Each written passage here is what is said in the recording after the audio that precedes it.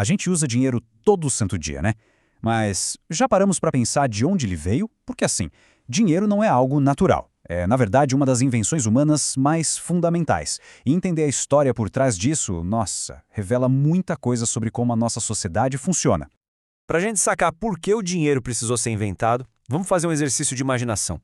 Pensa num mundo sem dinheiro nenhum. Um mundo onde tudo, absolutamente tudo, seria na base da troca direta. Parece simples, né? Mas como a gente vai ver, o buraco é bem mais embaixo. Pois é. Esse sistema de troca direta tem nome. É o escambo.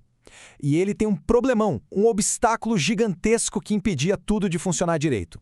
É a tal da dupla coincidência de vontades. Nome chique para uma ideia simples. Eu preciso achar alguém que tenha o que eu quero e que, ao mesmo tempo, queira exatamente o que eu tenho para oferecer. Pensa na dificuldade. Olha só esse exemplo clássico que deixa tudo bem claro. Imagina a cena. Tem um açougueiro com um monte de carne sobrando e ele tá louco por um pão. Aí tem o padeiro, que tem pão, mas o que ele quer mesmo é cerveja. E o cervejeiro? Bom, ele tem cerveja, mas está precisando de carne. E aí? Percebe o impasse? Ninguém consegue trocar diretamente com ninguém. Ninguém fica feliz e o comércio simplesmente trava.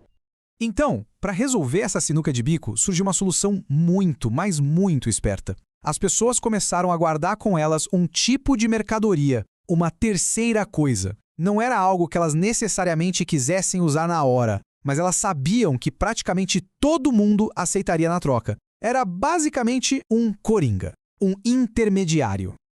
E foi aí que começou a grande busca, a caça pela mercadoria perfeita para servir como esse intermediário universal.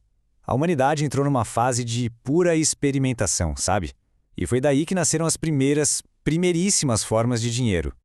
E o legal é que cada cultura encontrou uma solução diferente. Em alguns lugares, ter gado era o sinal de riqueza. Em outros, como na Abissínia, era o sal, que era tão valioso que virou meio de troca.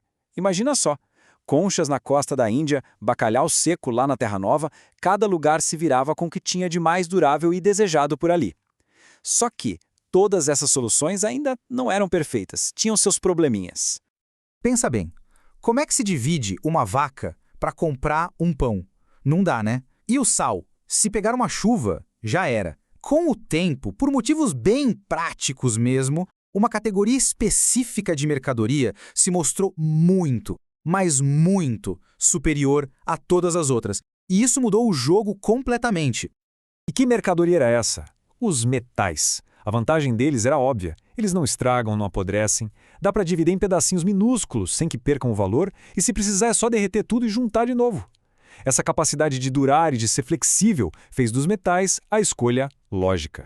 Ok, então os metais resolveram um monte de problemas. Mas ainda faltava uma coisinha. Um último desafio de confiança e principalmente de praticidade.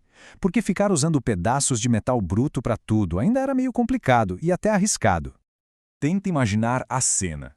Toda vez que alguém fosse na padaria, precisaria levar uma balancinha para pesar o ouro e um kit para testar a pureza do metal. Que trabalheira! E isso sem falar que abriu uma porta enorme para malandragem, para fraude. Claramente, faltava a peça final do quebra-cabeça. E a grande sacada foi a cunhagem da moeda. A ideia era genial. Uma autoridade, tipo um governo, pegava um pedaço de metal e carimbava um selo oficial nele.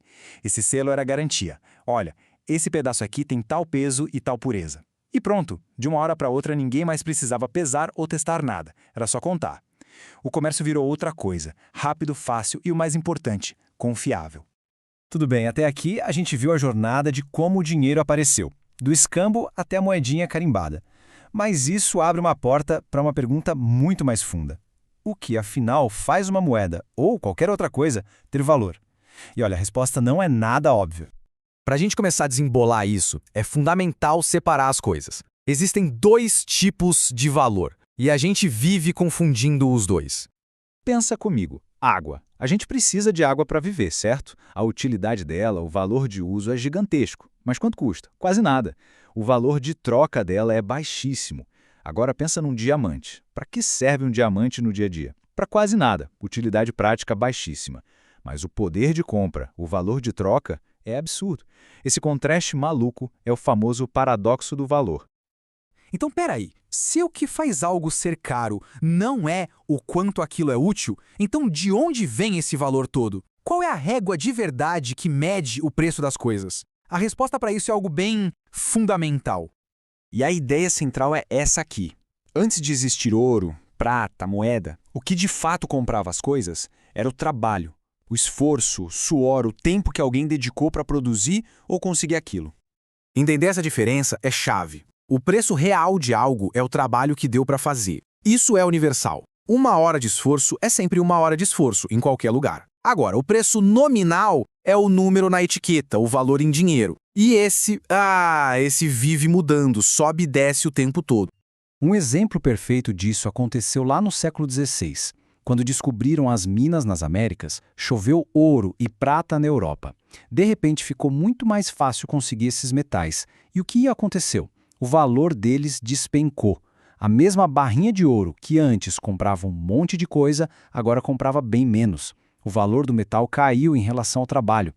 O que isso mostra é que o dinheiro, no fundo, é só um representante. O preço que a gente vê na loja, o nominal, pode variar por 1000 motivos. Mas o preço real, o trabalho humano por trás de tudo, esse é a âncora, a base. É a medida fundamental e estável em cima da qual toda a economia, no fim das contas, se equilibra.